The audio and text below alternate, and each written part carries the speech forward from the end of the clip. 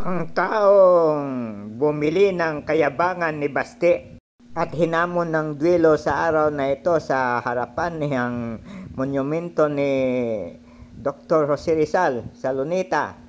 Hindi dumating si Basti at pauwi na siya ngayon. Ayan o. Sikat na journalist si Kawalde Carbonell.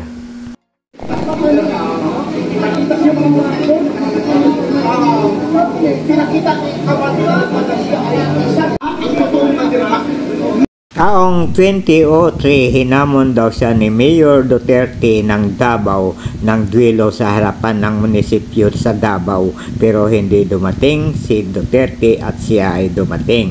Ngayon nagyabang naman si Basti, nabubumbay ng Ilocos, kaya nagalit at siya naman yun ang naghamon kay Basti. Hindi rin dumating si Basti. Yung ating kaibigan, wala ka laban-laban. Lambot mo lang ka laban-laban. Yung po akin po, nandiyan yung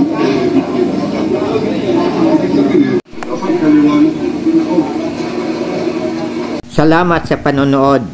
Magandang araw ng Linggo sa inyong lahat at sana ay masaya tayo ngayon.